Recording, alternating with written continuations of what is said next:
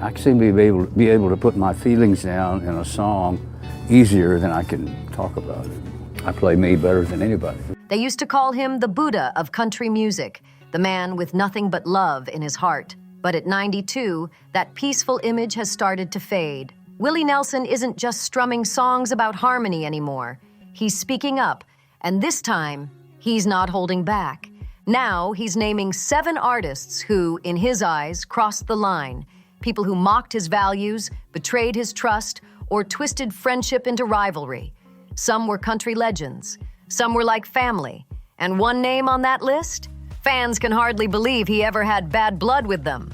Let's start with number 1, Garth Brooks, the showman Willie never truly trusted. At the very top of Willie's personal list sits a man most people see as a hero. The irony still stuns old Nashville insiders even today. Garth built an empire from country's foundation, but Willie believes he also stripped away its soul. Back in the 90s, while Willie was still rolling through dusty county fairs with his beloved guitar, Trigger, Garth was soaring above massive arenas, pyrotechnics blazing, lights flashing, and thousands of fans screaming his name. It was a spectacle to remember, but to Willie, it felt like a goodbye to everything country once stood for. Country, to Willie, was about living through pain before singing about it. "You can't sell struggle if you've never lived it," he once told a bandmate after watching Garth perform Friends in Low Places like it was a Broadway show. That one performance marked a breaking point. By 2004, the quiet tension between the two had reached its peak at the Country Music Hall of Fame. The atmosphere was thick with unspoken words, and those who were there say you could feel the frost between two of country's biggest names. On stage, Garth flashed that big trademark grin, calling Willie the conscience of country music. The crowd ate it up, cameras flashing everywhere, but behind the curtain, the mood flipped instantly. Willie gave him a cold, hard stare and muttered, "Next time, sing it like you mean it." That one line spread through Nashville like wildfire. From that night on, Willie shut down every duet offer, every shared stage, every photo op that had Garth's name attached. He couldn't stomach how Garth had turned the heart of country into what he called plastic perfection. Then came number 2, Shania Twain, the queen who, in Willie's eyes, broke his faith in country. Willie never cared for glitter, sequins, or flashy lights, but Shania's larger-than-life style pushed him over the edge. He used to joke that her shows looked more Vegas than Nashville, but deep down, he wasn't joking at all. For a man who built his life on raw honesty, seeing Shania turn heartbreak into choreography felt like betrayal. Their silent feud kicked off in the late 90s, when her crossover hits like, "Man, I Feel Like a Woman," and "That Don't Impress Me," much dominated every radio station in America. Nashville was celebrating, but Willie wasn't clapping. He reportedly told a tour engineer, "Country's supposed to bleed, not sparkle." That line shot across town like lightning. Soon, everyone knew Willie couldn't stand the new pop country sound that Shania had come to represent. The final straw came at the CMA Awards. Shania walked away with Entertainer of the Year, while Willie sat just a few rows back, stone-faced. Cameras caught him giving a polite clap, but backstage, he turned to a friend and murmured, "Entertainer, maybe, but that ain't country." Moments later, Shania came over, smiling and offering her hand. Willie simply nodded once and walked right past her. Some folks called it arrogance, but Willie called it honesty. He believed she'd traded truth for trends, pain for production, and soul for sparkle. Even today, when someone brings up Shania's name, Willie changes the topic fast. He's forgiven almost everyone in Nashville, but Shania Twain, she's still the one who never made it back into his circle. Number 3, Waylon Jennings, the brother who turned his back. Out of everyone on Willie Nelson's list, this one hurts the most, because this wasn't some media feud or tabloid headline.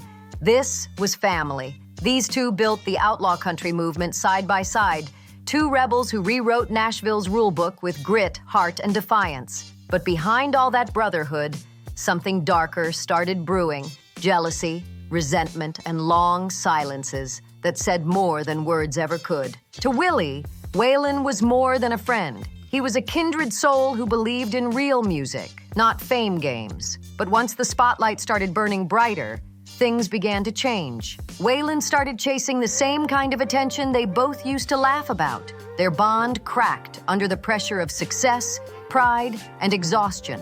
From the outside, it just looked like another creative split between two stars. But for Willie, it felt like betrayal, something that carved a scar deep into his heart. Even years later, he could never fully forgive Waylon for walking away from what they built together.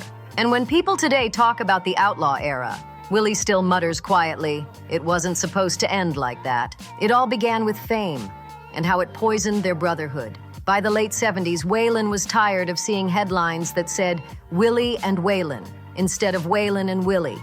To outsiders, that switch in order didn't mean much. But in Nashville, that tiny detail meant everything, and it drove Waylon mad. He started showing up late to sessions, drinking heavier, and fighting over songwriting credits. Those close to the duo said Waylon would roll his eyes every time someone called Willie the face of outlaw country. It stung him in ways no one could fix. Then came the breaking point. One night in the studio, Waylon snapped and shouted, "You're too out of it to play straight." Willie didn't bite back. He just smiled and stayed silent. But that silence cut deeper than any insult. Their friendship cracked that night, and it never healed again. During a joint interview in the early 80s, Waylon tried to joke about it, telling reporters that Willie was a hippie in cowboy boots who forgot where he came from. The press laughed, thinking it was all in good fun. But Willie didn't laugh. When the cameras shut off, he stood up, walked out quietly, and that was the end of an era. He never called again. When Waylon passed in 2002, Willie didn't go to the funeral. Instead, he sent flowers with a short note that said, "See you on the road somewhere." Those close to him say that was Willie's quiet goodbye, a peaceful way to cover the truth that the pain between them never really faded. Number 4, Toby Keith, the patriot who pushed things too far. Willie Nelson didn't just disagree with Toby, he couldn't stand what he believed Toby had turned country music into. Their feud wasn't about melody or lyrics, it was about pride, principles, and what country music should mean. Willie once said that a guitar should never wave a flag, and everyone in Nashville knew exactly who that was aimed at. Their clash began in the early 2000s, right after Toby released Courtesy of the Red, White, and Blue. The song shot straight to the top and became an anthem for many, but to Willie, it sounded like division disguised as patriotism. Things came to a head at a veterans benefit concert in Austin. Willie showed up to perform for unity and peace, but then Toby took the stage, waving flags, shouting slogans, and turning the night into something entirely different. Willie watched from backstage, visibly upset. When Toby stepped off stage, Willie stopped him cold and said, "You're using music to fight, not to heal." Toby reportedly laughed and kept walking. And that was the moment everything between them ended. From then on, Willie refused to share a stage, a festival lineup, or even a charity event that had Toby's name attached. To Willie, music was supposed to bring people together, not turn the stage into a battlefield. Behind the scenes, Willie didn't hold back. He called Toby's whole act a commercial wrapped in camouflage. Years later, Toby tried to make peace through a mutual friend, saying he'd meant no harm. But Willie never replied. Instead, he told his crew, "I've met louder men, but not many emptier ones." From that point on, Nashville had an unspoken rule. If Toby Keith's name was on the poster, Willie Nelson was out. Number 5, Merle Haggard, the friend who crossed the line. When Merle took a jab at Willie, it wasn't some casual shade. It cut deep. These two weren't just colleagues. They were brothers who'd shared buses, motel rooms, and stages while building the outlaw country movement brick by brick. But somewhere along the road, something shifted, and Merle forgot the loyalty that had bonded them. Willie never did. It started with a few offhand jokes during interviews, Merle teasing that Willie's weed activism had turned him into more of a mascot than a musician. At first, Willie laughed it off. He'd heard it all before. But then Merle said it again, this time live on stage with Willie sitting just a few feet away. "Weed's a lazy man's crutch," Merle said into the mic, and the crowd burst into laughter. But Willie didn't crack a smile. He just kept strumming, finished the song, and quietly walked back to his tour bus. That silence said more than any comeback ever could. From that night on, their brotherhood was broken. Not by words, but by a wound music could never heal. Behind the curtain, everyone in Nashville could feel the tension. The joint album Willie and Merle had been planning vanished overnight. No press release, no explanation. It simply disappeared from the schedule. Willie's manager stopped taking Merle's calls, one after another, while fans begged for a reunion that never came. Years later, Merle tried to reach out and make amends. Willie's reply was short but sharp. Some things you don't joke about. It wasn't anger anymore. It was heartbreak. And when Merle passed in 2016, Willie called him one of the greats, but notably not one of his best friends. That missing phrase said it all. Their story didn't end with a fight. It ended with silence, a silence that no song, no encore, and no apology could ever fix. Number 6, Kris Kristofferson, and the words, "Willie never forgave." Can one sentence really destroy 40 years of friendship? For Willie Nelson and Kris Kristofferson, it did. These two were more than collaborators. They were brothers who had weathered fame, heartbreak, and chaos together. But one careless comment changed everything. It all went down at a private fundraiser in the mid-2000s, a smoky room packed with songwriters, half-hidden reporters, and the familiar clink of whiskey glasses. Willie had just finished performing a quiet, heartfelt ballad about farm workers and war. As he stepped off stage, feeling proud of the moment, Kris, half buzzed and surrounded by friends, leaned in and joked. Willie's turned into more of a mascot than a musician. The table burst into laughter, but not from Willie. Witnesses say he froze, his face unreadable, then turned and walked straight out the door without a word. By morning, his assistant had canceled their upcoming duet. Every call from Kris after that went unanswered. When people later asked what happened, Willie said just 6 words. Sometimes words don't fade, they stain. That's all he ever revealed publicly. Kris tried to apologize through a mutual friend, but Willie refused to take the call. His quiet reply said it all. "You don't get to call me brother after that." And just like that, 40 years of loyalty vanished overnight. Number 7, Kid Rock, the wild one who crossed the line. When Willie Nelson agreed to collaborate with Kid Rock, fans thought it would be a once-in-a-lifetime mix of old-school country and rock chaos. But what was supposed to be a fun crossover turned into one of the most disastrous studio sessions of Willie's career. They met in Nashville around 2008 during Kid Rock's so-called Southern Outlaw phase. He pitched Willie a bold idea, a gritty anthem blending rebellion and Southern pride. Always open to creative risks, Willie said yes. But the second Kid Rock swaggered into the studio, beer in hand, blasting his own music over the monitors. Willie sensed trouble brewing. Musicians in the room that night said Kid ignored every bit of direction, yelling, "Let it be raw!" while flooding the mix with distortion that nearly buried Willie's vocals. Willie, calm but firm, suggested toning things down, adding a little balance, a touch of melody. Kid just laughed and said, "Come on, old man, loosen up." That was it. Without saying a word, Willie took off his headphones, stood up, and walked right out. The room went dead silent. That was the end of the session. No second take, no handshake, no goodbye. Just the echo of tension in the air and a collaboration that would never see the light of day. The track never saw daylight. When a journalist later asked what went wrong, Willie simply replied, "Some fires are better left unlit." But behind that calm response was pure disappointment. From that moment on, he refused every single offer to collaborate with Kid Rock again. To Willie, Kid wasn't an outlaw, just another loud voice with nothing real to say. And that's the thing about Willie Nelson. After decades filled with peace, rebellion, heartbreak, and betrayal, he now stands where few legends ever do, alone but unshaken. 92 years of songs, scars, and lessons have carved him into something far greater than fame itself. The world still sees the same image, those iconic braids, that weathered guitar, that easygoing smile. But behind those calm eyes is a man who's buried more friendships than he ever wanted to. He's watched the music world he helped build twist into something he barely recognizes. To outsiders, his grudges might look harsh, but to those who truly know him, they're proof of just how much he still cares. Willie's never held resentment without reason. Every feud, every fallout came from the same place. His need to protect what he calls sacred.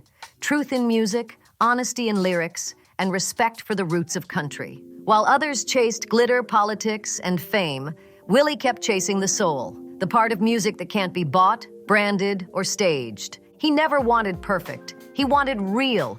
And even now, at 92, his memory is sharp. and his words still carry power. When he speaks, Nashville listens, whether they admit it or not, because beneath every story, every silence, every note he's ever played, there's a message he's still teaching. That real country isn't about fame or flash, it's about heart. As the years rolled on, Willie Nelson became more than just a country legend. He turned into a living reminder of what music used to stand for.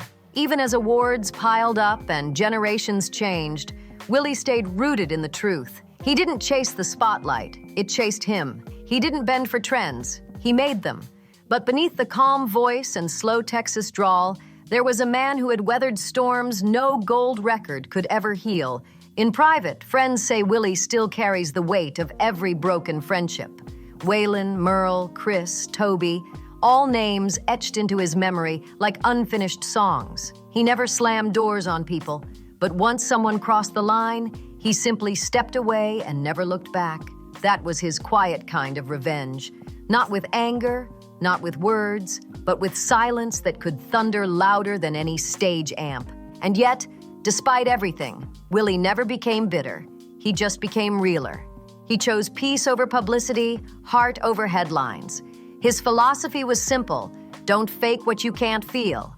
That's why, even now, younger artists still line up just to meet him. Some call him a mentor, others a father figure, but everyone who's ever shared a stage with him walks away saying the same thing. Willie's the last of the true ones. In today's era of auto-tune, filters, and fame built on algorithms, Willie's presence feels almost mythical. He doesn't need pyrotechnics or viral gimmicks. One note from his guitar, trigger, and the whole room quiets down.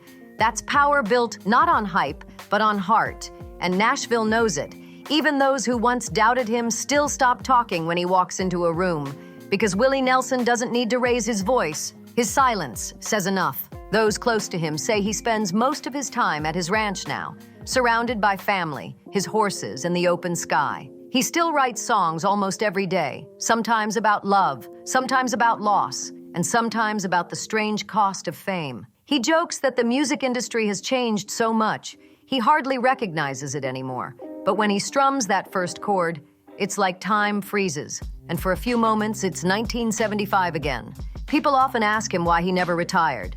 His answer is always the same: you don't quit truth. To him, music isn't a career, it's a confession. Every lyric he's ever written came from somewhere real, and that's why his songs still hit hard decades later. When he sings "Always on My Mind" or "Blue Eyes Crying in the Rain," you can feel every mile, every heartbreak, every memory etched into his voice. That's not performance, that's life speaking through him. Even now, legends like Dolly Parton, Emmylou Harris, and George Strait have said that Willie isn't just a friend. He's the conscience of country music. He represents everything the genre was built on: rebellion, truth, humility, and soul. He stood tall when others sold out, and he stayed kind when others turned cold. But make no mistake, Willie has fire in him still. The same outlaw spirit that once broke Nashville's rules still burns bright. He's just learned how to wield it differently, not with anger, but with wisdom. When asked what keeps him going, he once said, "There's still too many lies out there.